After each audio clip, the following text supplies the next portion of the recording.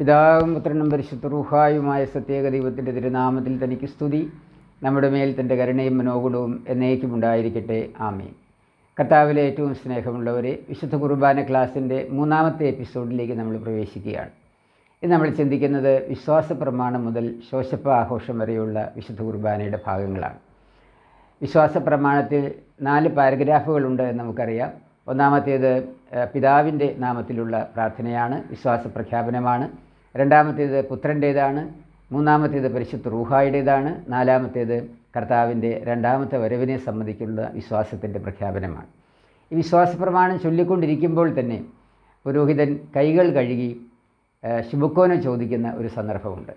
ശുഭക്കോന എന്ന വാക്കിൻ്റെ അർത്ഥം ക്ഷമ ചോദിക്കുക എന്നാണ്. എന്നാൽ അതോടൊപ്പം തന്നെ പുരോഹിതൻ പടിഞ്ഞാറോട്ട് തിരിഞ്ഞു വന്ന് ശുഭക്കോന ചോദിക്കുമ്പോൾ ഒരു പ്രാർത്ഥന ചൊല്ലുന്നുണ്ട്. സഹോദരന്മാരും ഗുരുക്കന്മാരുമായുള്ളവരെ, ഈ കുർബാന അംഗീകരിക്കപ്പെടാൻ എനിക്ക് വേണ്ടി പ്രാർത്ഥിക്കണമേ എന്നാണ് പുരോഹിതൻ ചോദിക്കുന്നത്. പ്രിയമുള്ളവരെ, പുരോഹിതൻ കൈകൾ കഴുകുന്നതിൻ്റെ സൂചനയെക്കുറിച്ച് നമുക്ക് ചിന്തിക്കാം. കൈകൾ കഴുകുന്നത് പാപപരിഹാരത്തിൻ്റെ സൂചനയായിട്ടാണ്. ആ സമയത്ത് എല്ലാവരും വിശ്വാസികളെല്ലാവരും കൈ കഴുകുന്ന ഒരു പാരമ്പര്യം ഏതാനും ചില സുറിയാനി സഭകളിൽ മുമ്പ് കാലത്തുണ്ടായിരുന്നു എന്ന് പറയുന്നുണ്ട്. അങ്ങനെയാണെങ്കിൽ വിശ്വാസികൾക്ക് വേണ്ടി കൂടി പുരോഹിതൻ ആ പാപപരിഹാരത്തിൻ്റെ പ്രതീകമായിട്ടാണ് കൈകൾ കഴുകുന്നത്. അങ്ങനെ കൈകൾ കഴുകി വന്നതിന് ശേഷം വിശ്വാസികളോട് ശുഭക്കോനം ചോദിക്കുന്നു. അപ്പോൾ അതൊരു നിരപ്പ് പ്രാപിക്കുന്നതിൻ്റെ ഒരു പ്രതീകമാണ്. പുരോഹിതന് വേണ്ടി പ്രാർത്ഥിക്കാനുള്ള ഒരു ആഹ്വാനവുമാണ്. ഈ പ്രാർത്ഥന ഉച്ചത്തിൽ ചൊല്ലുന്ന ഒരു പതിവാണ് മുമ്പുണ്ടായിരുന്നത്.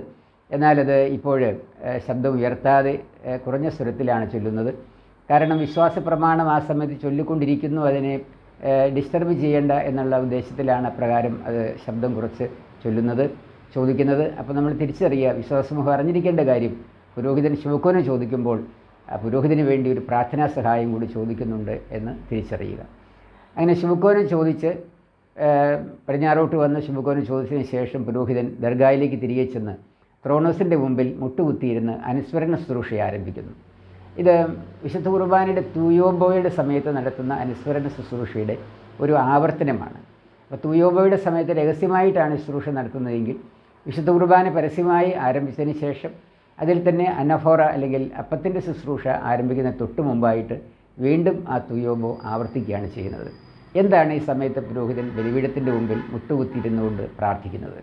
ഒന്നാമത്, പുരോഹിതനെ തന്നെ ബലിപീഠത്തിലേക്ക് സമർപ്പിക്കുന്നു. തൻ്റെ പാപപരിഹാരത്തിന് വേണ്ടി യാചിക്കുന്നു, തന്നെ ഒരുക്കി സമർപ്പിക്കുന്നു.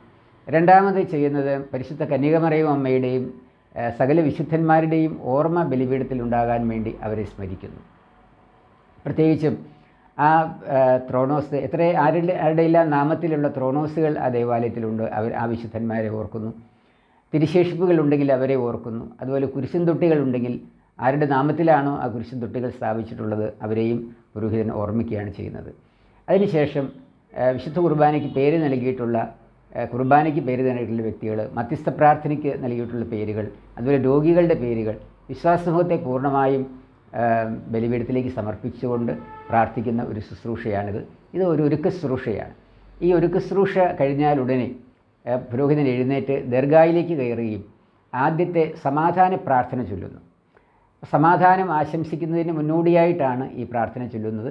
ആ പ്രാർത്ഥന ചൊല്ലിക്കഴിഞ്ഞാൽ സമാധാനത്തിൻ്റെ ആശീർവാദം പടിഞ്ഞാട്ട് തിരിഞ്ഞു നിന്നുകൊണ്ട് പുരോഹിതൻ നൽകുന്നു. ഈ ആശീർവാദം നൽകിക്കഴിഞ്ഞാൽ ഉടനെ തന്നെ പുരോഹിതൻ ധൂപകലശത്തിൻ്റെ 4 ചങ്ങലകൾ ചേർത്ത് സ്വയം മുത്തുകയും അതിനുശേഷം ശുശ്രൂഷക്കാരനെ ആ ചങ്ങലകൾ കൊണ്ട് തന്നെ മുത്തിക്കുകയും ചെയ്യുന്നുണ്ട്. അതിനു മുമ്പായിട്ട് ബലിപീഠത്തിൽ ശോശപ്പായിൽ പുരോഹിതൻ മുത്തുന്നുണ്ട്. ശുശ്രൂഷക്കാരനെ ബലിപീഠം മുത്താനായിട്ട് അനുവദിക്കുകയും ചെയ്യുന്നുണ്ട്. അപ്പം ആശംസിച്ച സമാധാനം വിശ്വാസികൾക്ക് നൽകാനായിട്ട് ശുശ്രൂഷക്കാരനെ ചുമതലപ്പെടുത്തുന്ന ഒരു സന്ദർഭമാണ് അത്. അങ്ങനെ ഈ സ്വീകരിച്ച സമാധാനവുമായിട്ട് ധൂപകലശവുമായിട്ട് ശുശ്രൂഷക്കാരൻ പ്രാകാരത്തിലേക്ക് ഇറങ്ങി വന്ന് എല്ലാവർക്കും സമാധാനം ആശംസിക്കാനായിട്ട് അത് സമാധാനം കൊടുക്കുന്നു. ഈ സമയത്ത് സമാധാനം കൊടുക്കുന്നതിനെ സംബന്ധിച്ച് ഒരു മനോഹരമായ ഗീതം ആലപിക്കുകയും ചെയ്യുന്നു. ആ സമാധാന ആശംസ കഴിഞ്ഞാലുടനെ കൈവെപ്പിൻ്റെ പ്രാർത്ഥന ആരംഭിക്കുകയും ചെയ്യും. അപ്പോൾ എന്താണ് ഈ സമാധാന ആശംസയുടെ പ്രത്യേകത? അതുകൊണ്ട് നമുക്ക് ചിന്തിക്കാം. ശുദ്ധമുള്ള മത്തായിയുടെ സുവിശേഷം 6-ാം അധ്യായം 14-15 വാക്യങ്ങൾ നമ്മൾ വായിക്കുന്നുണ്ട്. നിങ്ങൾ മനുഷ്യരോട് അവരുടെ തെറ്റുകൾ ക്ഷമിക്കുകയാണെങ്കിൽ പിതാവായ ദൈവം നിങ്ങളുടെ നിരവധിയായ പാപകടങ്ങൾ ക്ഷമിച്ചു തരും. നിങ്ങൾ മറ്റുള്ളവരോട് ക്ഷമിക്കുന്നില്ലെങ്കിലോ പിതാവായ ദൈവം നിങ്ങളോടും ക്ഷമിക്കുകയില്ല. നമുക്കറിയാം വിശുദ്ധ കുർബാന പാപപരിഹാരത്തിൻ്റെ ബലിയാണ്. അപ്പോൾ തീർച്ചയായിട്ടും പാപപരിഹാരം ബലിപീഠത്തിൽ നിന്ന് ഇറങ്ങി വരണമെങ്കിൽ നമ്മൾ മറ്റുള്ളവരോട് ക്ഷമിക്കണം, മറ്റുള്ളവരുടെ പീഡനങ്ങൾ എന്തെങ്കിലും ഉണ്ടെങ്കിൽ സഹിക്കണം, കർത്താവിനെ പ്രതി സഹിക്കണം, ബലിപീഠത്തെ പ്രതി സഹിക്കണം. കർത്താവിൻ്റെ ക്രൂശുമരണത്തെയും രക്തത്തെയും പ്രതി നമ്മൾ സഹിക്കുന്നതിൻ്റെ ക്ഷമിക്കുന്നതിൻ്റെയും അവരുമായിട്ട് രമ്യപ്പെടുന്നതിൻ്റെയും ഒരു പ്രതീകമാണ്. കർത്താവ് തന്നെയും പറയുന്നുണ്ട്, ബലിപീഠത്തിലേക്ക് വരുമ്പോൾ നിങ്ങൾക്ക് മറ്റാരെങ്കിലും വിരോധമുണ്ടെങ്കിൽ, നിങ്ങളോട് മറ്റാരെങ്കിലും വിരോധമുണ്ടെങ്കിൽ ആ വ്യക്തിയുമായിട്ട് രമ്യപ്പെട്ടതിന് ശേഷം, ബലിവസ്തുവോട് വെച്ചിട്ട് ആ വ്യക്തിയുമായിട്ട് രമ്യപ്പെട്ടതിന് ശേഷം ബലിപീഠത്തിലേക്ക് വരിക എന്ന് പറയുന്നുണ്ട്. അപ്പോൾ നമ്മൾ തീർച്ചയായിട്ടും ചിന്തിക്കുന്നുണ്ടാകാം, നമ്മളോട് മറ്റൊരു വ്യക്തിക്ക് വിരോധമുണ്ട്, അങ്ങനെയാണെങ്കിൽ ബലിവസ്തു അവിടെ വെച്ചിട്ട് പള്ളിയകത്ത് നിന്ന് ഇറങ്ങിപ്പോയി ആ വ്യക്തികളുമായിട്ട് രമ്യപ്പെട്ടു വരാൻ നമുക്ക് സാധിക്കുമോ? അപ്പോൾ നമുക്ക് ചെയ്യാൻ കഴിയുന്ന കാര്യം ഇതാണ്, ആ വ്യക്തിയെ ബലിപീഠത്തിലേക്ക് സമർപ്പിക്കുക, ആ വ്യക്തിക്ക് വേണ്ടി പ്രാർത്ഥിക്കുക. ഈ ബലിയുടെ യോഗ്യത എന്നേക്കാൾ ഉപരിയായി ആ വ്യക്തിക്ക് നൽകണമെന്ന് ആശംസിക്കുക. അപ്പോൾ ഇതിൻ്റെ എല്ലാം ഒരു പ്രതീകമായിട്ടാണ് പരസ്പരം ഈ കൈക്കസ്തൂരി അല്ലെങ്കിൽ കൈയസ്തൂരി കൊടുക്കുക എന്നങ്ങനെ രണ്ട് വിധത്തിൽ പറയുന്നുണ്ട്. സമാധാനം ആശംസിക്കുകയാണ്. അപ്പം അടുത്ത് നിൽക്കുന്ന 2-3 വ്യക്തികൾക്കായിരിക്കും ചിലപ്പോൾ നമ്മൾ കൈകൊണ്ട് ആ ആശീർവാദം കൊടുക്കുന്നത്. എന്നാൽ നമ്മൾ തിരിച്ചറിയുക, അത് നമ്മോട് വിരോധമുള്ള, നമ്മോട് ശത്രുതയുള്ള വ്യക്തികൾക്കെല്ലാം ആ സമാധാനം ആശംസിക്കുകയാണ് ചെയ്യുന്നത്. ഗലാത്യർ 5:19 വാക്യങ്ങളിൽ ജഡത്തിൻ്റെ പ്രവണതകളെക്കുറിച്ച് പൗലോസ്ലീഹ പറയുന്നുണ്ട്. ദുർനടപ്പ്, അശുദ്ധി, ദുഷ്കാമം, വിഗ്രഹാരാധന, ആഭിചാരം, പക, പിണക്കം, ജാരശങ്ക, ക്രോധം, ശാഠ്യം, ദ്വന്ദ്വപക്ഷം, ഭിന്നത, അസൂയ, മദ്യപാനം, വെറിക്കൂത്ത്. ഈ ജഡത്തിൻ്റെ പ്രവണതകളുടെ ഈ പട്ടികയിൽ ഭിന്നത വരുന്നുണ്ട്, കയ്പ് വരുന്നുണ്ട്, വിദ്വേഷം വരുന്നുണ്ട്, പിണക്കം വരുന്നുണ്ട്. അപ്പോൾ ഈ വക പ്രവൃത്തികളെല്ലാം നമ്മൾ മനസ്സിൽ വെച്ചുകൊണ്ട് നമുക്ക് ബലിയർപ്പിക്കാനായി സാധിക്കുകയില്ല. അതുകൊണ്ട് ഇതെല്ലാം ഉപേക്ഷിച്ച് മറ്റുള്ളവരുമായിട്ട് രമ്യപ്പെടുന്നതിൻ്റെ ഒരു പ്രതീകമായിട്ടാണ് നമ്മൾ ഈ മറ്റുള്ളവർ അടുത്ത് നിൽക്കുന്നവർക്ക് കയ്യസ്തൂരി കൊടുക്കുന്നത് അല്ലെങ്കിൽ കൈക്കസ്തൂരി കൊടുക്കുന്നതെന്ന് തിരിച്ചറിയുക. അങ്ങനെ ഈ സമാധാന ആശംസ പൂർത്തിയാക്കി കഴിഞ്ഞാൽ, ആ സമയത്തൊരു ഗീതം ആലപിക്കുന്നുണ്ട്.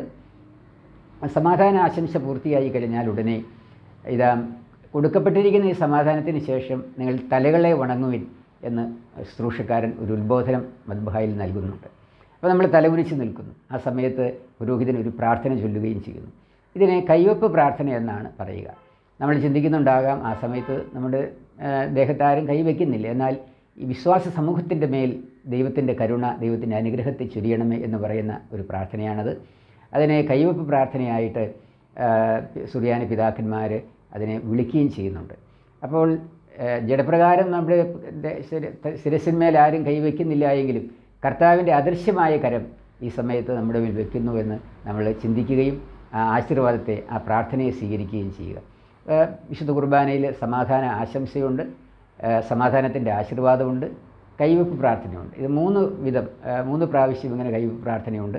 അതിലൊന്നാമത്തെ കൈവെപ്പ് പ്രാർത്ഥനയാണ് പരസ്പരമുള്ള സമാധാന ആശംസയ്ക്ക് ശേഷമായി കൈക്കസ്തുതിക്ക് ശേഷം ഉടനെ തന്നെ പുരോഹിതൻ നൽകുന്ന ഈ ആഹ്വാനവും തലകുനിച്ച് നിൽക്കുന്നതും ഈ പ്രാർത്ഥന സ്വീകരിക്കുന്നതും. ഈ പ്രാർത്ഥന സ്വീകരിച്ചു കഴിഞ്ഞാൽ ഉടനെ തന്നെ ഇതാ ശോശപ്പ ആഘോഷത്തിൻ്റെ ഒരുക്കം ആരംഭിക്കുകയാണ്. ശോശപ്പ ആഘോഷം മുതലുള്ള ശുശ്രൂഷകൾ നമുക്ക് അടുത്ത എപ്പിസോഡിൽ ചിന്തിക്കാം. അപ്പോൾ നമുക്ക് ചുരുക്കമായിട്ട് ഇന്ന് ചിന്തിച്ച കാര്യങ്ങൾ ഒന്നും കൂടി ഓർമ്മിച്ചെടുക്കാനായിട്ട് ശ്രമിക്കാം. വിശ്വാസപ്രമാണം ചൊല്ലിക്കൊണ്ടിരിക്കുമ്പോൾ പുരോഹിതൻ കൈകൾ കഴുകി പടിഞ്ഞാറോട്ട് തിരിഞ്ഞു വന്ന് ശുഭക്കോനെ ചോദിക്കുന്നു, സഹോദരന്മാരും ഗുരുക്കന്മാരുമായുള്ളവരെ ഈ കുർബാന അംഗീകരിക്കാനും വേണ്ടി നിങ്ങൾ എനിക്ക് വേണ്ടി പ്രാർത്ഥിക്കുവിൻ. അങ്ങനെ ശുഭക്കോനെ ചോദിച്ച ശേഷം ത്രോണോസിൻ്റെ മുമ്പിൽ ഇരുന്നുകൊണ്ട് തൂയോബോ ശുശ്രൂഷയുടെ ഒരു ആവർത്തനം തന്നെ നടത്തുന്നു. അവിടെ പുരോഹിതനെ തന്നെ സമർപ്പിക്കുന്നു. പരിശുദ്ധ കന്യകാമറിയമ്മയുടെയും വിശുദ്ധന്മാരുടെയും സ്മരണ ബലിപീഠത്തിൽ ഉണ്ടാകാൻ വേണ്ടി പ്രാർത്ഥിക്കുന്നു. കുർബാനയ്ക്ക് പേര് നൽകിയിട്ടുള്ളവരെയും വിശ്വാസസമൂഹത്തെ പൂർണ്ണമായും ബലിപീഠത്തിലേക്ക് സമർപ്പിക്കുന്നു. അങ്ങനെ അനുസ്മരണ ശുശ്രൂഷ കഴിഞ്ഞ് എഴുന്നേറ്റ് ദർഗായിലേക്ക് പ്രവേശിച്ച് സമാധാനത്തിൻ്റെ പ്രാർത്ഥന ചൊല്ലുന്നു, സമാധാനം ആശീർവദിക്കുന്നു. അതിനുശേഷം ഇതാ ധൂപകലശത്തിൻ്റെ 4 ചങ്ങലകൾ മുത്തുകയും ശുശ്രൂഷക്കാരനെ ചങ്ങലകൾ കൊണ്ട് തന്നെ കൈമുത്തിക്കുകയും ചെയ്ത് ആ സമാധാനത്തെ പ്രാകാരത്തിലേക്ക് വിശ്വാസ സമൂഹത്തിന് പകർന്നു കൊടുക്കുന്നു. അങ്ങനെ ഈ സമാധാന ആശംസ നടത്തുന്നു. മറ്റുള്ളവരോട് നമുക്ക് വെറുപ്പും വിദ്വേഷവും ഉണ്ടെങ്കിൽ അതെല്ലാം ക്ഷമിക്കുന്നതിൻ്റെ പ്രതീകമായി അടുത്ത് നിൽക്കുന്നയാൾക്ക് സമാധാനം ആശംസിക്കുന്നു. ഈ സമാധാന ആശംസ കഴിയുന്നതോടുകൂടി കൈവെപ്പ് പ്രാർത്ഥന നടത്തുന്നു. ഈ കൈവെപ്പ് പ്രാർത്ഥന പരസ്യമായിട്ട് നടത്തുമ്പോൾ തലകളെ കുനിച്ച് നിന്നുകൊണ്ടാണ് അതിനെ നമ്മൾ സ്വീകരിക്കുക. പുരോഹിതൻ നമ്മുടെ തൻ്റെ കൈ വിശ്വാസികളുടെ മേൽ വയ്ക്കുന്നില്ലെങ്കിലും ദൈവത്തിൻ്റെ അദൃശ്യകരം ആ പ്രാർത്ഥനയോടുകൂടി നമ്മുടെ മേൽ വയ്ക്കപ്പെടുന്നുവെന്ന് നമുക്ക് ചിന്തിക്കുകയും ചെയ്യാനായിട്ടുണ്ട്. ഈ കൈവെപ്പ് പ്രാർത്ഥന കഴിഞ്ഞാൽ ഉടനെ ശോശപ്പ ഉയർത്തി ആഘോഷിച്ചുകൊണ്ടുള്ള ശുശ്രൂഷ ആരംഭിക്കുകയാണ്. അതേക്കുറിച്ച് നമുക്ക് അടുത്ത എപ്പിസോഡ് ചിന്തിക്കാം. അതുവരേക്കും ദൈവത്തിൻ്റെ പരിശുദ്ധാത്മാവ് നിങ്ങളെ ഓരോരുത്തരെയും വിശുദ്ധിയിൽ കാത്തു പരിപാലിക്കട്ടെ എന്ന് പ്രാർത്ഥിക്കുന്നു. പിതാവിൻ്റെയും പുത്രൻ്റെയും പരിശുദ്ധ റൂഹായുടെയും നാമത്തിൽ തന്നെ ആമേൻ.